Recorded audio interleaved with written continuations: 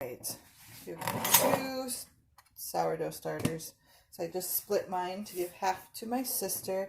Hi, Sandra. And this is just some basics on care of your sourdough starter.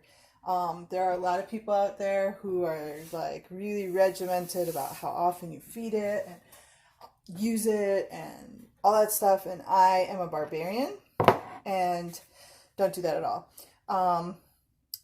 I try to bake with it once every 2 or 3 weeks, but this doesn't always happen.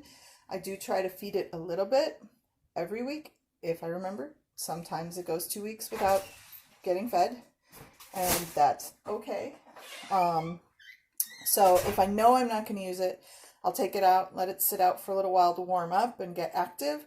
And if I know I'm not going to use it, I'll just give it a little bit of water and like a tablespoon of flour. I mix it with a knife because it scrapes off really easy. And then I just let it sit out to kind of absorb that and percolate a little bit before I toss it back in the refrigerator.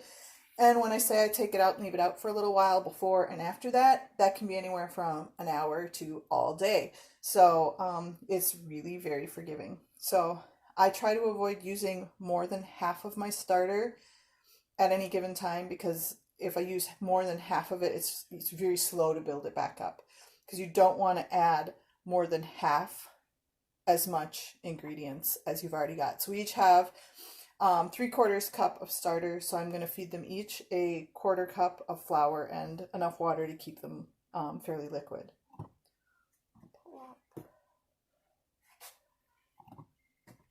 Unceremoniously dump that in.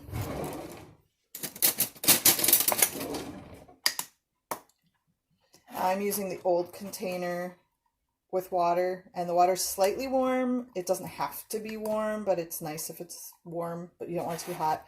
So the water doesn't look clear right now because it's I wanted to collect as much of the old starter as I could out of the jar.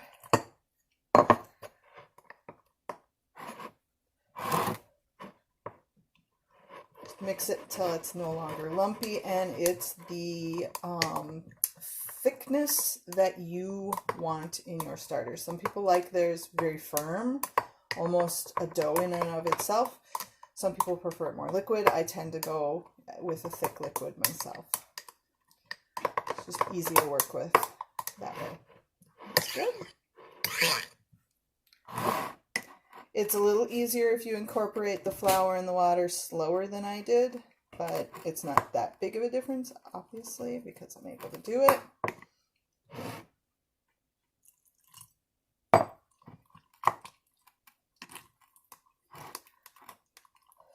And this starter I've been using for quite a while, like 2 years-ish, maybe longer. I don't know, I'd have to try to figure that out. A friend of mine gave it to me. He started it in his house in our apartment in Minneapolis. So it is local sourdough. And the way I do it, it doesn't ever end up super, super sour, which is good because my husband does not really care for the super sour aspect of sourdough. He likes just a hint of it. And this works really nicely. It makes beautiful baguettes. And you can bake it in a loaf pan as well. We did that recently and it was gorgeous.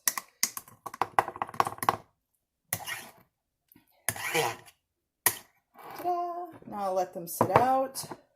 I'll put a little more liquid in that one. Let them sit out for a bit before I put them back in the refrigerator, so I can hand one off to my sister. Ta-da! When I am letting it sit out, I do keep the lid loose because that helps air escape a little bit, so I'm not going to screw these down while it's sitting out on the counter. If this were a smaller jar, I would put a plate under it if it was closer to the top, because every once in a while it grows a little more than I expect it to, and it overflows a little bit. So you can prevent that by stirring it periodically to prevent. I like to label the top with the basic recipe because I can't remember numbers, and this helps.